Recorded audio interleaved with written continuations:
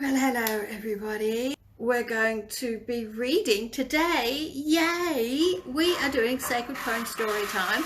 My inspiration for my beautiful sacred crones. Where is this term coming from? You've been hearing me use it, and it's the way that I am wanting to express the energetic space that I'm in, and the energetic space that I want to bring other women 40 and over into experiencing. Now, sacred crone or crone is a term that's used particularly in the Western European context, history, pre-Christianity. The notion of the wise woman, the crone, indeed the hag, indeed witches, and the history of women healers pre-Christianity, pre the Inquisitions, pre the taking over of what our modern society is now, which is male dominated, and the stories of men and the histories of men and the men in power. But before then, there were actually societies that revered the women, and the women were the knowledge holders, and the women were considered the leaders of the communities and the tribes, because they were the ones that gave birth, they were the ones that cared, they were the ones that carried on the lineage history. I've got a beautiful book at the moment that I'm just plodding through now, and I absolutely love it, called Italian Folk Magic. I'll reach over and grab it and show you guys. This is it. This is the book. There you go. Italian Folk Magic. And I love it because it is talking about how the stories of family and the stories of community and the stories of lineage and the stories and lessons of the community were carried by the women, and most often in the kitchen. And it's also talking through healing, the herbal healing. I mean, again, this notion of Western medicine and the Western allopathic approach is indeed very, rooted in patriarchy, rooted in the male-dominated system. Prior to that, it was women that were the healers, women who, through the use of herbs that would be used in cooking, were also used to heal illness. Now, of course, they were in the end also demonized. We know the history of witches and what were deemed witches as in evil, and hags.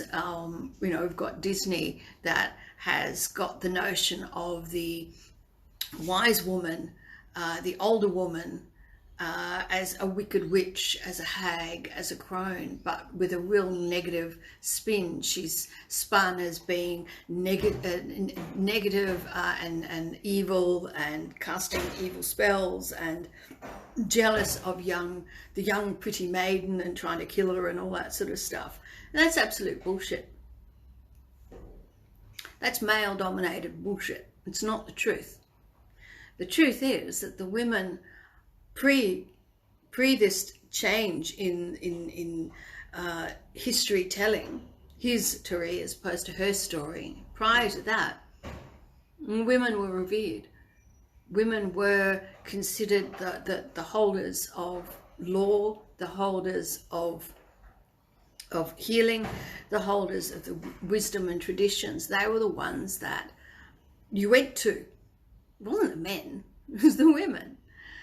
And so this investigation is really important for women of today, because particularly we are so far removed now in our modern life, our secular consumer capitalist modern life. We are so far removed from the sacred in the mundane. So there's no wonder that there's rising suicide and depression and anxiety and ailments, and general ennui and fatigue and all the rest of it. And of course, mix that with the misunderstanding of where our feelings come from. out there, myself included out there, I used to believe that this was the truth, because it's what we're told was the truth, that the outside world causes us to feel stuff, and it doesn't. So we don't have to run away from the husband, unless he's abusive. Of course, here I always do asterisk disclaimer: if you are in any level of danger at all, whatever it is, you've got to remove yourself from it. Hence why, you know, asylum seekers remove themselves from war-torn areas. That's why we have this mass migration across the globe in times of conflict, because no one should, if at all possible, if there's any possibility of yourself to remove yourself from harm's way, that is our universal contract to do that. We are actually meant to take care of ourselves. So if you are in any danger, if you are in any strife, of course, seek to remove yourself from that situation. But for those of us who are fine, but are just complaining about the life that we're in, or just feel restless in it, or frustrated, or not seeing the good in ourselves or others, and just generally, ugh, before you go and blow up your life, which I can tell you is what I did between marriages, instead of being grateful for the house that I had and the life that I had, and even for the difficulties that I had, I was looking beyond that and thinking that the outside world was going, I needed to change the outside world. I needed to go somewhere different. I needed to, and I've carried that with me pretty much most of my adult life, this notion that I've got to, you know, keep restlessly wanting to move and live elsewhere and be in different places. And the thing is, there's absolutely nothing wrong with having that travel bug, and even the notion and having it on your vision board as being someone who travels and works. It's still there. I've still got part of my overall vision that I would love to be working in my business here for 9 months of the year, and 3 months be living elsewhere, like in Italy or something. That's okay. We're allowed to do that. But here's the thing. It doesn't matter if you physically change locations or not. If your awareness of self, if you are not understanding where your feelings are really coming from, then you're just simply moving, you're relocating shit, basically. That's all you're doing. And it took me to learn that hard way by actually selling up my life in Australia and relocating to Pakistan and remarrying and finding myself in a very similar, you know, pot on the stove and in boiling water. I had to then get out of that. Come back to Australia and then figure out, well, what was going on here? Part of what was going on there, certainly with the second marriage. The first marriage, I was young and naive and just didn't have much self-worth. Second marriage, I was older and less naive, but still didn't have enough of a sense of self-worth, and in fact started buying into the bullshit misogyny that is telling us older women that we're only valid if we remain young and youthful, and for pushing out babies well into our 50s and all that sort of stuff. And unfortunately, I got myself tied up into a situation where I was not permitting myself. I was, in fact, ashamed of my age. I was trying to be younger, say I was younger, not wanting to admit, and then marrying into a community and a faith-based community that very much did prize women's fertility. Yeah, so this is not a good thing. Now, so the crone, what tapping into our archetype, what is this crone? The crone from Jung, Carl Jung, is a psychologist and important in that he really spoke about the importance of understanding our universal, often unconscious, common stories. Now, what was really interesting is I was talking to a new colleague and connection, Maud, who is also interested in this space of women over 40 and 50 and being physically vital, because she's a physician. And she's coming in from this space, and she's from New Zealand.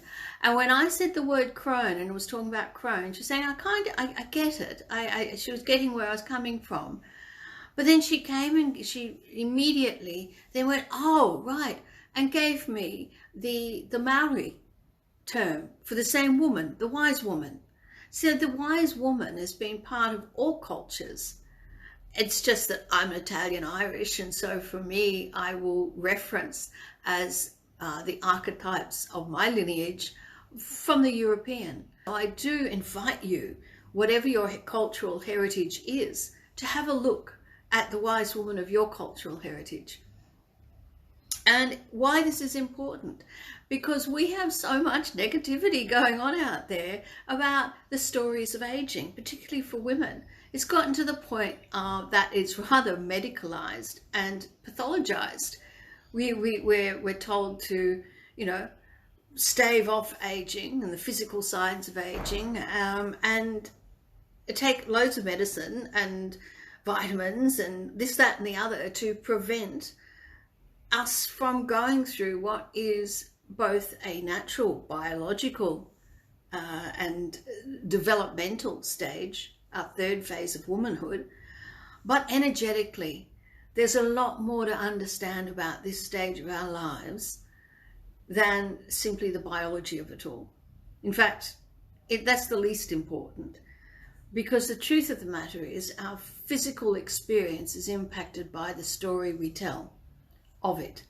And if we don't have good stories to tell of our physical world and our physical experience, then naturally our physical experience is going to be negative. That's just how it works. So, on to good storytelling, because I just love a good story.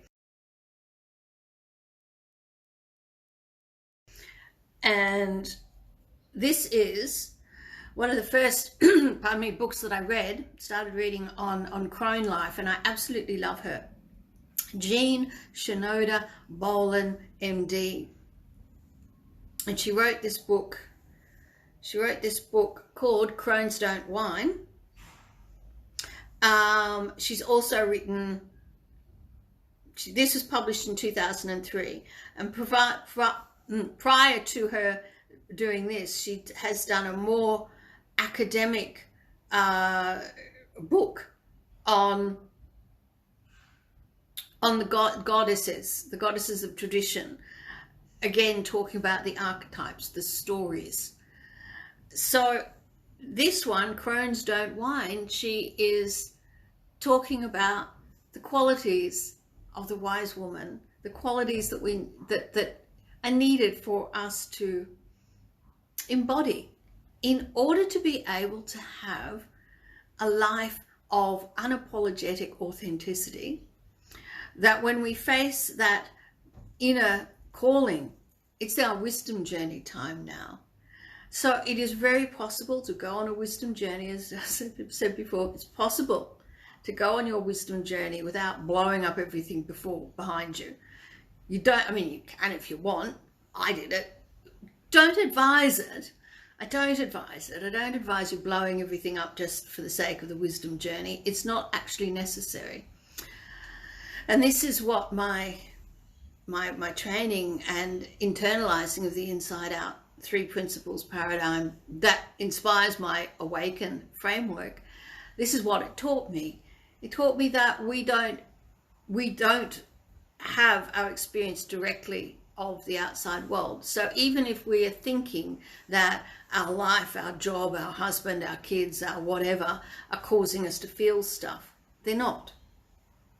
The other beautiful realization is, even if we are in long-term partnerships and maybe they are appearing lackluster, it's the appearance. Maybe no one's perfect. I'm sure they're not. And I'm sure over time, everyone gets caught up in their own story and their own activities, and they lose touch with each other. And so, yes, you may well, after 20 odd years, go, oh God, my relationship's a bit stale, it's a bit boring, or they're a bit stuck in their way, and I want to do this. And you've got a whole story going on about, well, they won't accept it, or it'll be difficult. It's the story. but also you don't need the other person to come on the journey or have the exact same journey. People don't, like healthy relationships, close bonded relationships, don't actually require compatibility or even understanding. You don't need to understand each other to have goodwill for each other. And it's the goodwill that enables each other in a relationship to have their own journey, to have their own path. And for both parties in the relationship to not get all caught up in defensiveness and judgment and fear. And when you approach your relationship that way, that means that even if you do take a big wisdom quest like the Sacred Crone Wisdom Quest, which in itself, when you take it, yes, you will show up in your life differently. Yes, some of the physical activities in your life and events and situations may well shift and change, but the beautiful thing is you don't have to go manipulating them or actively changing them. They kind of just evolve because you've showed up differently. You've showed up with more passion. You've showed up with more confidence and self-assurance. And when we do that, because we've been listening to our inner wisdom, and we've been showing up in the present moment, and we've been releasing the story in our head about how things should be or were and all that, what happens is we get to open up to the universe, which is around us at all times, and it's infinite and abundant and energetic and dynamic. And the only thing that blocks us from that movement and flow of dynamic, radiant movement is our thinking, is the story in our head. So, with that said, story time, let me read you chapter 1. So, the new perspective on the crone word. Now, I was giving you some hints about that. Hey. Hello, gorgeous person number 1 up there. Comment. Let me know who you are. Let me know what's going on in your world. Comment. Say hey, do the hearty thingies, you know, and let's read together. So the new perspective on the crone. There is a medieval sound to the word crone, and a mischievous note to the suggestion that a woman would aspire to be one. It's not what any of us aspired to be in our youth. But that was when an older woman never told her true age. I remember that one. My mum still doesn't admit it. And before women came into their own as people, in their own right, or lived as long as we do now. We of the women's movement generation, or its subsequent beneficiaries, continue to have opportunities that never existed for all the generations as far back as the ancient Greeks. We have been reinventing ourselves at each stage of life, and I'm proposing that it's time to reclaim and redefine crone from the word pile of disparaging names to call older women, and to make becoming a crone a crowning inner achievement of the 3rd phase of life. 3rd phase being we've got the maiden, mother, and then the crone.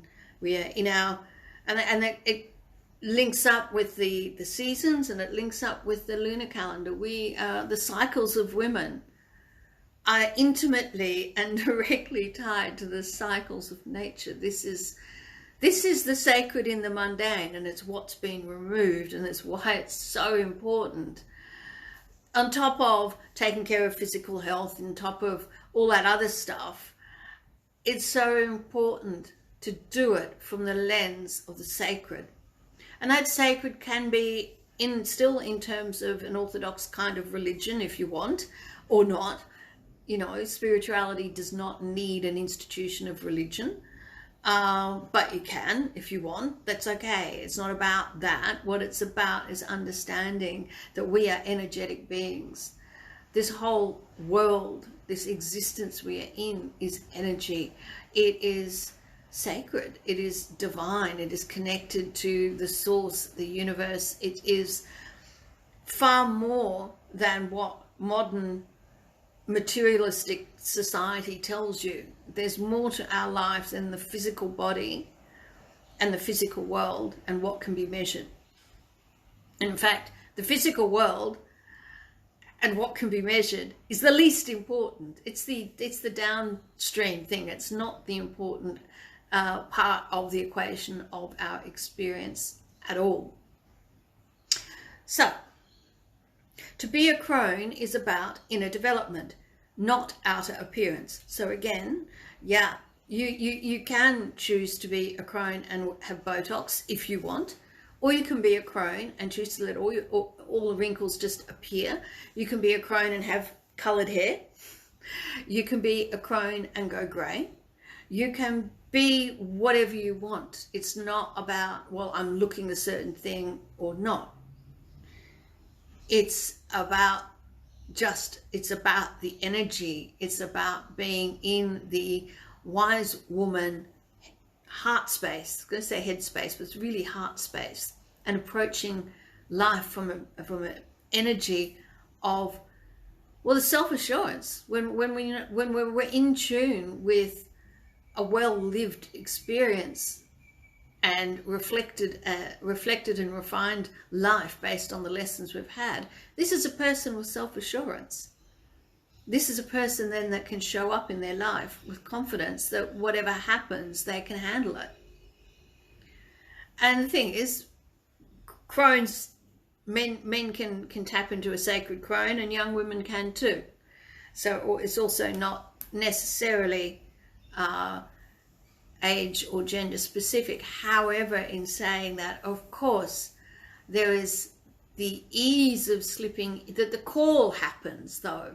And I've been reading about reading from other women's comments and questions, this restless calling to reevaluate and go deeper and find meaning. And that does appear to happen far more readily at this stage of life, because we're not having kids, but the kids are grown. We've had the kids, or we've chosen not to, and we're now at this stage, but if we had, we've done them. We've done the active caring, we've pursued the careers, we've done those things and had a very outward focus. And now is the calling to reassess and reevaluate and tweak our lives and to imbue it with meaning that maybe we didn't do before. So, these crone qualities, as I said, are not acquired overnight. One does not become a fully fledged crone. Does not become a fully fledged crone automatically following menopause. Hence why, yes, menopause is part of it, but it's not the only part. Any more than growing older and wiser go hand in hand. This is true. We all know there are definitely older people. They may have aged chronologically, but they haven't appeared to have gained any greater depth. And of course we do know younger people who seem to be wise beyond their years. So absolutely, it is an awareness.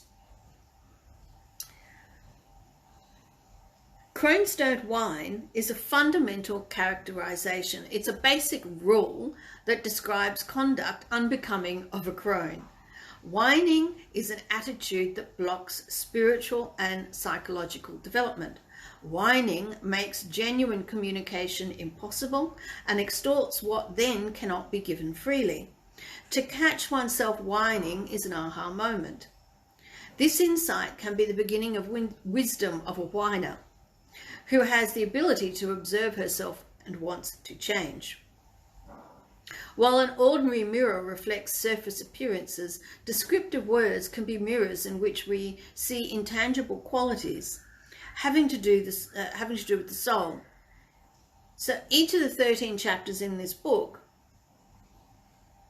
focus on the qualities, specifically those that are characteristics of a juicy, wise woman. It is in cultivating these qualities that the third phase of life becomes a culmination time, a crowning time of her inner beauty and wisdom. It is the perspective that makes the prime years of this phase of life an especially rich time to enjoy who we are, what we have, and what we are doing. It is a time when wisdom calls upon us to use our time, energy and vitality well. It is an opportunity to have more chances, experience shifts in roles, develop talents and interests. This may be a time to play and express affection, or a time for creativity or sensuality, or a time for meditation or therapy, or a time for family, or a time when family recedes, or a time to make a difference in this world. Crones can make a difference. And in fact, I would suggest that if Crones were running the world would be a very different place. What you say and do can change a dysfunctional family pattern. Your mentoring can support and make it possible for another person to grow and blossom. You can be a healing influence for good. You can have a ripple effect throughout generations to come, or through institutions or communities. And in fact, they did. This was the role of the grown woman, going back to 10,000 BC, and that we're talking well before Christianity kicked in. It was the harbinger of Christianity and the male-dominated system that overthrew the pre-Christian communities and traditions, particularly in the West, in Europe, and that. But obviously, we do know that Christianity and imperialism went hand in hand, and in colonialism. So there really isn't anywhere in this world that has not been touched, rather negatively, pardon me, by the rulership of Christian colonial powers. And so this is why we are so far removed from the stories of women and the power of women and the leadership of women and how they lead it. I know we have women in power these days, Hillary Clinton, Margaret Thatcher, Condoleezza Rice, and around the world. But I hate to say it, most of these women in power are running like toxic men. So they're not leading from the sacred feminine, they're leading from the toxic masculine. So it doesn't really matter that they've got a vagina and wear a skirt. It really doesn't. not to the grand scheme of things. But in the past, that wasn't like that. So while this book, Crones Don't Whine, was written with women in mind, post-menopausal years of life in mind, and okay, I'm including in this perimenopausal, menopausal, postmenopausal. I guess I'm perimenopausal at this point. I still get periods, so. And they're regular-ish, kind of. Well, they are. They're regular in time, but they have changed in quality. So there you go. I believe from my grandmothers, I believe both of them they experienced later menopause. My mum, unfortunately, due to difficult birthing of us. And health issues, she had a hysterectomy early, like she was in her early 40s when she had a hysterectomy. So I can't really tell from her where, had she not had that, where she would have been. So I'm assuming, well, I'm 49 now, I'm assuming that it'll happen sometime. I don't know when. But it's not quite there yet. But this is a journey. It's a wisdom journey that we need to start going on as soon as we possibly can. As I said, if I'd had this awareness, the if. It's not about the ifs. We cannot regret what we didn't know. If I had this awareness though at 39 and 40. While I was living in the Blue Mountains, while I was between marriages, and while starting to experience that restlessness and that questing and thinking that I had to change my life completely in order to, I don't know, achieve some sense of okayness, had I realized that, I wouldn't have done what I did. wouldn't have blown up my life so absolutely radically in search of the answers, because I would have understood that the answers required me, in fact, to stand still and look inwards in celebration of who I was and what stage of life I was in and all the rest of it. I didn't have to make up for lost time, or the fact that my 20s and 30s were married to an abuser, run over at high speed, so dealing with a head injury, chronic illness, you know. So my 20s and 30s were not footloose and fancy free. So I guess for me, understanding now, looking back, I guess I was chasing the freedom of youth, but not realizing that I didn't need to blow up my life to do that.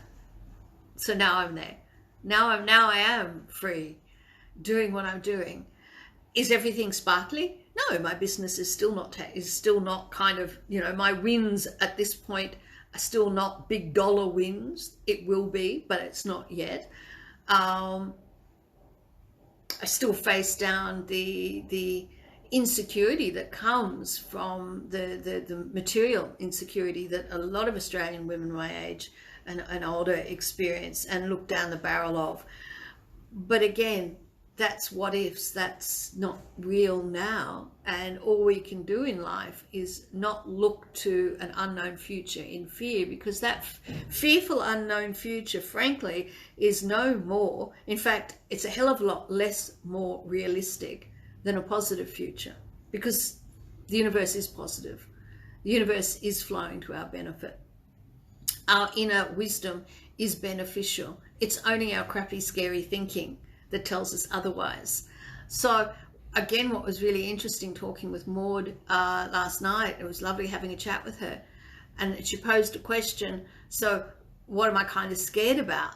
And about aging, you know, what am I scared about? And honestly, I can't answer those questions anymore, because I'm not in that way, not in the way of, well, I'm just not. Do I know what my future is going to look like? Absolutely not. I don't. I can imagine, and my imagination is getting stronger and stronger and more wonderful as the day goes by, as I allow myself to imagine great things. But yeah, I'm not even scared of homelessness anymore. I faced that in I faced near homelessness last year. You know, my full-time job had finished. I was not able to find another one. My business hadn't taken off. Hey everyone, hey, who's this gorgeous one that's saying hello? Say hello, comments, love, let me know who you are and where you're from. We are wrapping up the chapter on Crones Don't Whine, the perspective of the crone. So I won't repeat everything I said, because that would be boring as hell for everyone watching this in replay. Do go back and watch it. But we're talking about, well, what the hell is this crone thing of which I speak? It's not the disease. That's CHRON, I think. It's crone. Crone is the wise woman. And the wise woman archetype is found in all cultures. And talking to Maud last night, it was wonderful to know that the wise woman, and it was actually a similar, I won't even attempt to say what the word that she said, because that would be, I feel disrespectful when I can't say something properly. But I do recall when she said it, that etymologically it was actually quite similar to the word crone. But I'm Italian-Irish background, so I'm using Anglo-Celtic and European history and stories, because that's my lineage. But you will find the wise woman archetype in whatever culture lineage you're coming from. So do check her out in your own lineage. Find her out there as the story. We are word people. We are meaning givers. This is the world that we live. We live the world through our thinking. We live the world that we have as the world that we've created through the story. So you better have decent stories about about experience to look back, to look towards, to be inspired by. And what's happening in our modern society that has lost its sacred in the mundane, and particularly for women, the stories of the ancient women, the stories of the mythical women, the stories of women in healing and leadership, true leadership, sacred feminine leadership, not this toxic male Hillary Clinton kind of Margaret Thatcher leadership, but real leadership. They're lost along the way. They've been lost and covered over by his story, his stories.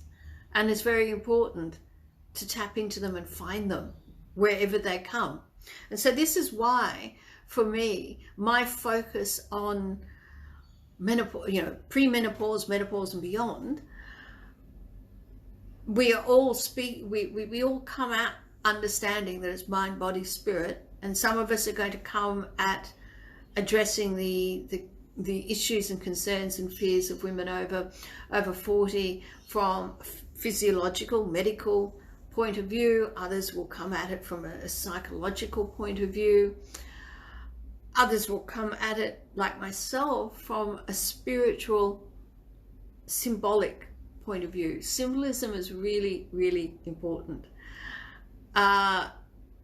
because we are meaning givers. So it is so important to have an understanding of the symbolism of your cycle, the cycle of life, the cycle of being a woman, and understanding that we are totally embedded in the natural environment. Our energetic, our physical, biological cycle is completely tied to the seasons and to the lunar cycle. We're all we are at one with the universe. And the problem that with the modern secular medicalized way of looking at life is that and particularly where we've taken the sacred out of the mundane, is that we've got this notion that we're separate and that everything outside of us needs to be controlled in some way in order for us to be okay. And it doesn't. We don't have to do anything to the outside world. We just need to show up in it, in the present moment, from our wisdom space, and then the outside world takes care of itself. So, where are we at with this? So yes, as this was written for women in the prime postmenopausal years of life and mind, if you glean something from reading this early in life, so much better. So listen up, pre-Crones, which for me, okay, perimenopause, menopause, postmenopause, they're all part and parcel of the same stage. Yeah. Also, while men are handicapped by socialization and physiology, exceptional men can be Crones too. It's a wise woman who reads these 13 qualities and is amused to realize that she can see herself and the idea of being a crone or becoming one in a positive light.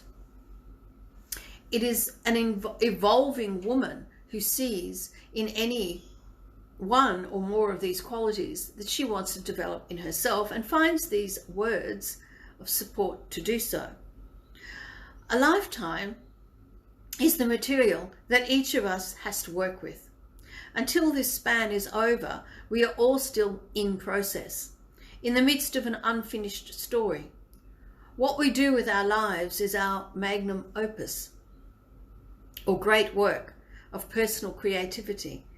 If we acquire a Crone's eye view, then we will see ourselves and others from the perspective of soul, our spirit, our energetic being, rather than ego.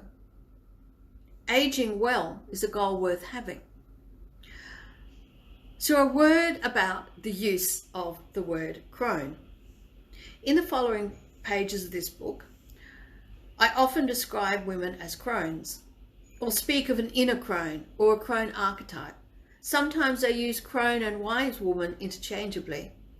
In women's psyches and in the words, and I share those words too, as Jean does, you will find ambiguity and a blurring of distinctions. Sometimes, in some situations, a woman is a wise crone, and a moment later she is not. And that's okay. From our 3 principles inside out perspective that inspires my awakened framework, this is part of our psyche.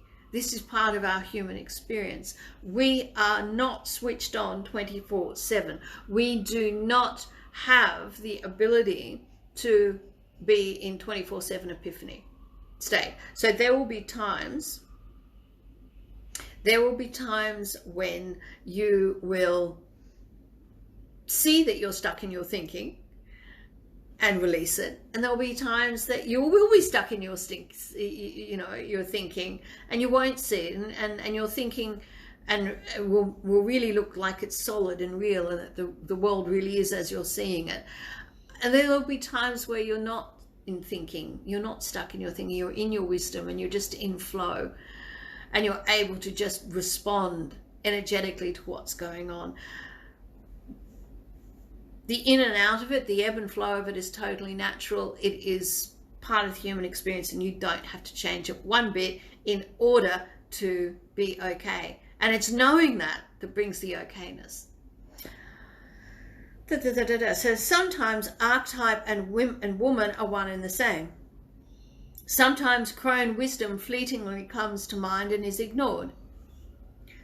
Try not to do that. This is what I'm about with the awaken the crone within. Absolutely, we can't stop the flow of thought and experience, and we don't need to. And so sometimes we will, as I said, get a bit stuck in our story, and that's why I'm here.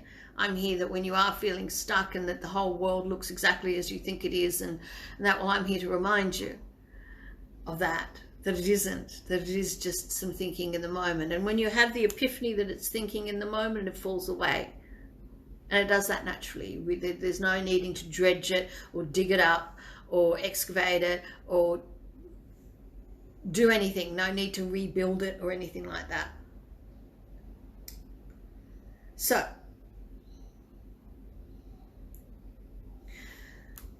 this is so because the inner or archetypal crone is a latent presence, pardon me, in everyone's life, in everyone's psyche, in men and even in children. The crone does not shout over a din of competing parts of the personality. The crone is a potential, much like an inherent talent that needs to be recognized and practiced in order to develop. This wise presence in your psyche will grow once you trust it. And that is there is a crone within, and begin to listen. Then in the quiet of your own mind, pay attention to her perceptions and intuitions and act upon them. Crone qualities are the distinguishing features by which a crone, as a woman or an archetype, can be known. Yay. And this is it.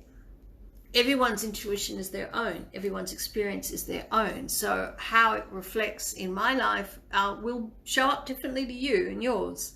But we all have that inner voice, that inner wisdom. And it's only that we get stuck in the story in our head and the misunderstanding of where our feelings come from and all that stuff, that we don't hear it. Or we hear it and ignore it because we have story in our head. I can definitely say that I had wisdom, inner wisdom, telling me not to blow up my life and not to get married and not to move to Pakistan. And I totally did. I totally know that I did. But because my ego, personal thinking, the story of expectations, the story of fear, self-loathing, the fear of missing out, so I'm going to, getting hooked up with a, guy that's 18 years younger. Yeah, smart idea, honestly. And all part and parcel of denying where the stage of life I was entering, and so the inner voice was telling me no, but I was rationalizing it away. I was ignoring it. And I think that's what a lot of us do. More so than, oh, I don't know, I haven't heard a voice at all inside me saying, best do this or best do that. It's more to the point we do, but we bloody well ignore it because we believe the story in our head, the logical, apparently logical, rational, what have you thinking, is more real. And it's not. It's not. When we respond in the present moment from our inner wisdom, we're able to respond to the opportunities that just open up to us in that moment without getting caught up in the expectation of outcomes. So yesterday, I woke up, I did my morning alignment, had my coffee, went to the bathroom, opened up my emails, and the first email that popped up, and it's like one of those things. I get so used to my emails just swiping whatever way you swipe to make it go away, and it tend to ignore a lot of them. Of my emails, you know, you sign up for something, you get something, and you bought something and you get pestered with emails forever.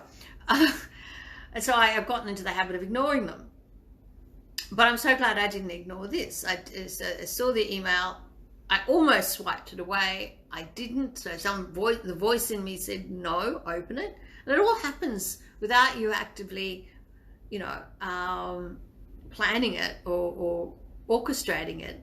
And I opened the email, and it was an important email. It was an opportunity to get a masterclass, one of my free masterclasses, in front of an audience of 100,000 people. And then I realized that I didn't actually have a sign-up page and all the rest of it set up yet. So I went, this is what I'm going to do, and then I just did it. I didn't get caught up in, oh, I don't have something I need to. I just simply made it happen, and it flowed. So I'll use my my recent masterclass on menopause as the freebie, and so I created. You know, I downloaded it from Facebook, I edited it, uploaded it to YouTube. Then I realized, no, okay, I'm not going to just give them that link directly. I better create a little sign up page in MailChimp. So I did that. And yeah, a few hours later, I had it done and I submitted it. And I'm waiting to find out if it was accepted, but I have a very strong feeling as everything that I'm called to do, the outcome is the one that is moving me where I need to go, and I fundamentally know that. And so hence why when Maud said, what are you scared about? Well, nothing really. Nothing scares me. Is there stuff I don't know? Absolutely. Am I, you know, sometimes still impatient? Yes, I am. I'm definitely impatient about money coming into my business, but I'm hopeful. And it's not just blind faith hopeful. I energetically know it's not this fake positivity hopeful either. I want to say that. This whole notion of being smiling through disaster, it's not about that as such, but it is about understanding, because you allowed your emotions. Some of the law of attraction crowd out there kind of get it a little bit wrong, in that you're not allowed to have a quote unquote negative emotion. No. If you're in grief, you're in grief. Feel your damn grief. If you're pissed off, be pissed off. If you're scared, be scared. Your emotional experience is coming from your thinking, and that's all okay. It all passes. It's all part and parcel of you being you in that moment. So be whatever experience you're having in that moment. Don't overthink it, you know, and don't fear it.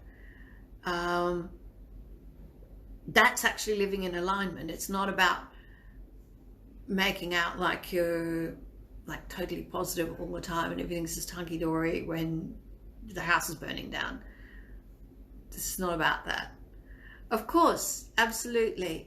If there is no other option, if we're in a difficult situation and we can't remove ourselves from it physically, how we think about the situation we're in is what causes the suffering. It's the suffering of suffering. But part of that suffering of suffering is getting really hung up on only having positive thoughts and only smiling and laughing. And if we have anything other than that, that it's somehow a problem. It's not. It's absolutely not. But what is interesting is, yeah, I'm channeling my inner crone, and I'm honestly I'm not scared. I know what fear is. I lived in fear.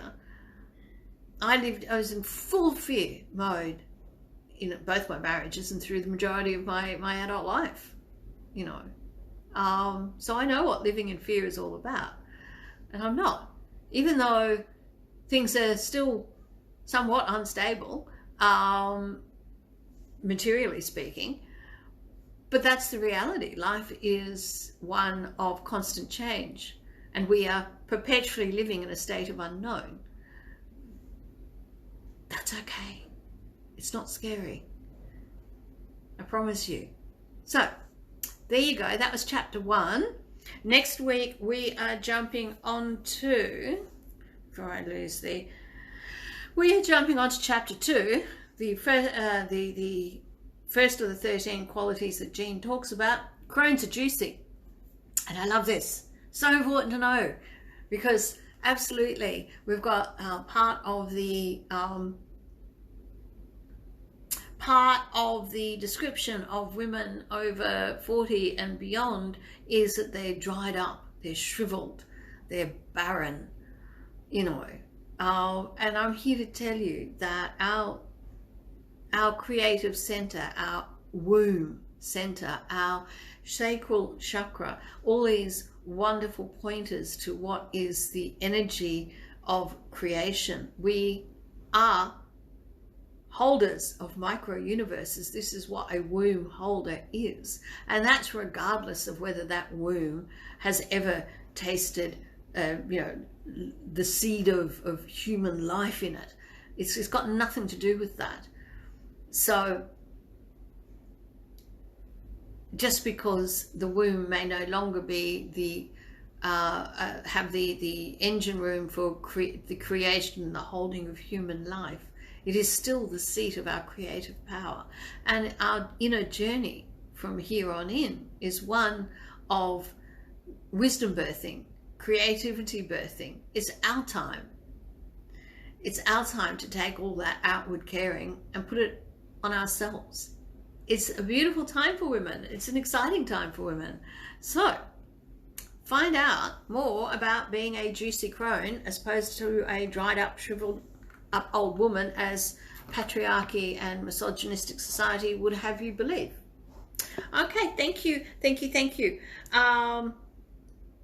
for those who tuned in live. For those who are watching this in replay, please say hey. I mean, none of this crap hashtag replay. I mean, if you want to go hashtag replay, that's fine, but certainly say hello. Certainly tell me what you thought. Tell me what you are looking forward to about embracing and inviting some more crone into your life. Hence the it came I had one of my Bitmoji profile pic, I had this play on thug life, you know, Tupac's thug life with crone life, and it's a similar kind of attitude. It is. I love it. It's this like no bullshit attitude. You know, bring it on. I'm here. You know, crone life. So this is what we're aiming for. However it looks for you. However it looks for you, and that's the beauty of it. We all have our own story, and we all have our own reality, and we will all show up in our crone wisdom goodness in our own unique way. So, love you and leave you. Go and do something crone worthy. Bye.